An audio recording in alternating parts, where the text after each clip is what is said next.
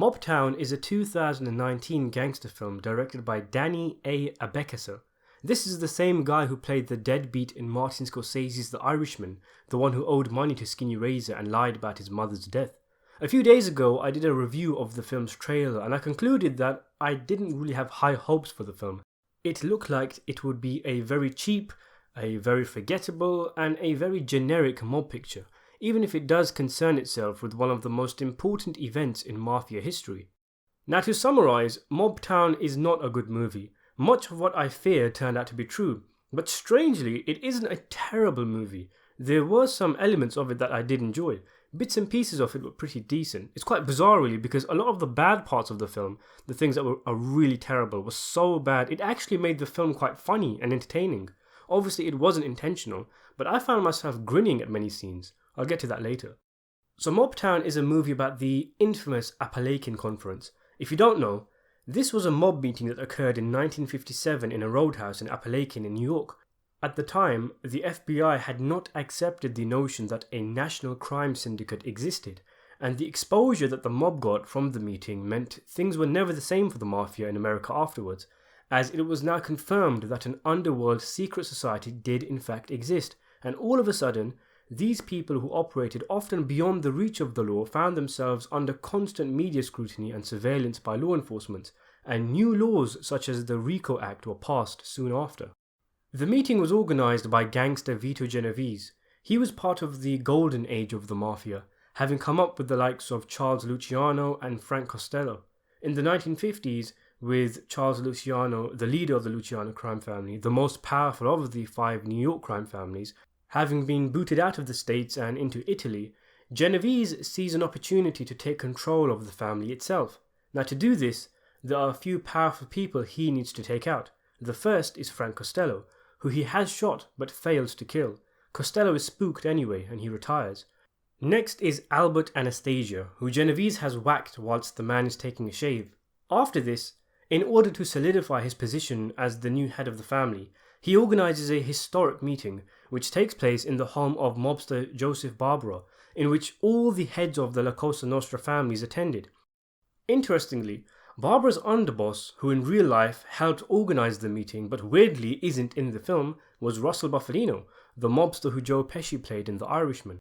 Anyway, the meeting turns out to be a disaster because a state trooper caught wind that something was afoot, and during the meeting the cops surrounded the house and over half of the 100 or so mobsters that attended the meeting were arrested. Now, what I've just mentioned about Genovese, Costello, Anastasia and Appalachian is all pretty much explained in the first minute or so of the film through archive footage and real-life TV news clips, and then the film proceeds to play out this in the movie. So let me just repeat. The film explains to us about Genovese going after Costello and Anastasia, and then the disaster that was the Appalachian Summit, and then the movie itself is about these very events. It's so weird. What's the bloody point of that? You've literally just told those who weren't aware of the story what's going to happen in the film. It's a quick summary of the entire plot before the film's even begun. So weird, seriously. Anyway, the movie kicks off with Genovese, played by mob movie regular Robert Davi, conspiring with his underlings to take over the family. The Costello and Anastasia shootings occur around about before the 15-minute mark, and the actual Appalachian meeting takes place during around the last 10 minutes of the movie. In between all of this is an almost surreal picture in which we follow 2 men separately, as one finds love and purpose in this small sleepy town and the other goes around buying fish and pork chops. Seriously, a huge chunk of this film's runtime is dedicated to a man driving around town and ticking stuff off his shopping list.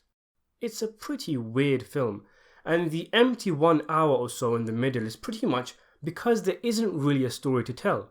Like I guessed in my review of the film's trailer, because the Appalachian meeting takes place towards the end and the discovering of this mob summit was supposed to be something of an accident, and because we spend a lot of time following the state trooper who uncovers the meeting, there is literally nothing for the film to do for such a long time.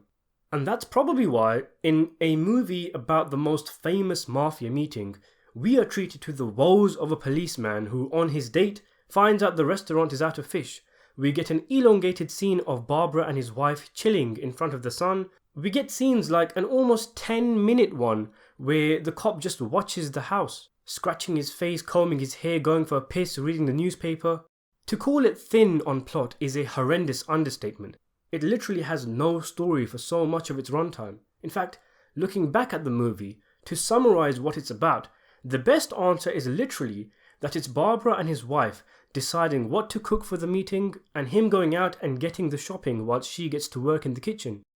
The look of the film is sickeningly cheap. They must have spent most of their budget on the gorgeous vintage cars. By the way, it's the same 6 or so cars you see in almost every scene, and it was made no more painfully obvious than in the end when all the gangsters jump into their cars and drive off when the cops arrive.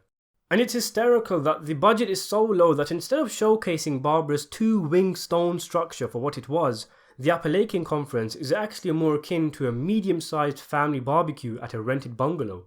But the film has that really off-putting HD digital look, like it's directed by the rich kid in high school playing with his dad's expensive cameras. And it wouldn't be so bad, it's actually something you do get used to. But the film bizarrely feels the need to commit harakiri and self-loathingly draws attention to its own flaws. Like for example, you're watching a close-up scene of 2 men in a car waiting for another man to arrive in a separate car. The close-up shows nothing more than the men and a bit of the car. But then there's a wide shot of the streets and people walking around, and because of the film grain and the general aesthetics, it's cringeworthingly obvious that they've pulled out some archived footage off the internet and clumsily put it together with their own film. And then, when the guy the 2 men are waiting for arrives in his car, because it isn't possible to show him getting out of his car in a wide shot, the shot of him exiting his car is done with such an awkward close-up, intercut with the close-ups of the 2 men in the other car, giving the entire scene a choking, claustrophobic feel. The dialogue in the movie is also very inept. It's clunky, generic, and bar maybe Davy, who is decent in his limited screen time, though he is kind of phoning it in, the actors have a hard time bringing the script to life. As such, the performances all round are pretty bloody bad. The worst of the bunch is probably the director himself, who hilariously cast himself as Joseph Barbara, the mob boss who hosts all the gangsters at his home. The man is supposed to be a feared and respected member of the upper brass of the mob, and he comes across as a slightly mentally impaired crack addict. Abekasa looks like he's 22 years old and he just watched Scarface with the gold necklaces and rings and stuff. He looks so out of place with his t-shirt while everyone else is dressed in snappy suits, like he forgot to get dressed before filming started. And the character just comes across as a first-class doofus. In real life, Barbara was so embarrassed by the events of Appalachian, he retired, having been humiliated. I thought the film was going to set this up, and that's why Barbara looked like such a nincompoop throughout the movie. But it never happens, and it only dawned on me around an hour and 15 minutes into the movie that the main gangster in the film isn't supposed to be a comic relief, and we're actually supposed to take him seriously. This actually makes the film 10 times better, because all of a sudden it's just mind-bogglingly hilarious that Abekasa must have watched the footage back and thought to himself, yeah, I look really badass and intimidating in this film. It was just a joke throughout the entire movie. It was a horrible, horrible casting decision. The woman who brilliantly portrayed Meadow in The Sopranos, Tony Soprano's daughter, is also in the film as Barbara's wife.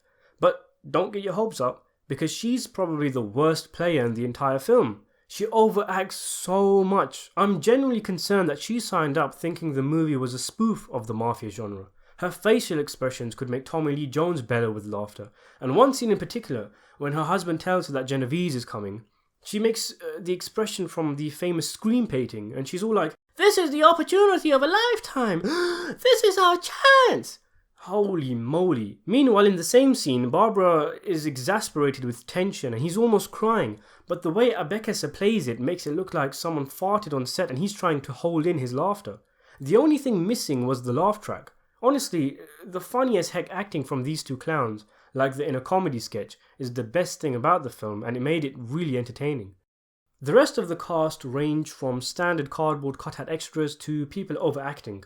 I found a lot of the way people talked quite over the top, like they've just watched a couple of gangster films and want to talk like their favourite movie stars. David Arquette plays the lead role in the film as the cop who is adamant that something is about to go down in Appalachian, much to the eye-rolling of his superior. He's alright, I guess. He does a decent job. There's a semi-decent subplot involving him finding a girl, but I found it hard not to see Dewey from the Scream movies, especially since he was a cop in those films as well. I mean, it's a perfect comedic setup, isn't it? The biggest gangsters and killers in America come together for a historic meeting, and the one man who can stop them is Dewey. Despite a lot of mistakes, like the years that Genovese spent in exile and the size of Barbara's estate, there's a couple of little details in the film that I enjoyed. I liked the fact that during the Anastasia hit in the Barbers, when he's getting shot, he charges at the mirror, thinking that that's where his attackers are. They say this is exactly what Anastasia did in real life. It's a cool little detail, although the way the actor plays it, it does kind of look like he's trying to attack himself. There was another bit I liked. It was almost a meta bit of humour, where Genovese is discussing the location of the summit and they go back and forward a little bit with how Appalachian is pronounced. He says something like Appalachian, whatever it's called. I thought this might have been a nod to Goodfellas, where Henry Hill mentions Appalachian in his narration, but he mispronounces it. I've mispronounced it several times in my videos as well, before Craig Vincent, the man who plays Ed Parton in The Irishman, commented and told me how it's actually pronounced. Aside from what they told us in the opening segments of the film, you don't really learn much about the Appalachian meeting. The film has a concerning level of obsession with food, with so many scenes dedicated to Barbara's grocery shopping. His wife wildly overacting at the thought of having to cook, Arquette eating at his new girlfriend's house and taking her out for a meal where the restaurant is out of fish, the women cooking for the gangsters, and the mobsters tucking in to some nosh-nosh. One of the most problematic elements of the movie is that the entire thing is being set up for the big finale with the legendary mob meeting, but once it actually finally commences, Davy says about 2 words before a mobster bursts in, telling everyone to scram as there is a cop outside, and all of a sudden it's like there's 50 Benny Hills running around like crazy. And that's it, that's the Appalachian summit. And Arquette, the suave, dirty Harry protege that he is hilariously taking down number plates right in front of the house and the car park whilst the guys are just in the other room inside, and his attempts to casually walk away after he's caught without the gangsters getting wise results in one of the film's finest comedic moments. It really does play out like a spoof for a lot of the runtime. It really is that bad. But luckily, that's where the entertainment is. But anyway, as I was saying, the whole film is geared around the summit, but it's startlingly anticlimactic and over in minutes. You don't get mob politics discussed. They don't show you the trials after, and instead tell us through text that there were no convictions, and you just kind of walk away from the film thinking, what exactly were they going for here? What is this film about? Did Abekasa just get an urge one day to cook a really big meal and film a movie around it as an excuse? Because that's what it feels like at times. Such a weird movie. Why make a movie about Appalachian and focus on Barbara's mission to get the catering and food on point? And why focus so much on the cop when he's only relevant right at the end of the film? I'm going to give this one a 4 out of 10, and I know it does deserve less, but it did make me chuckle a few times.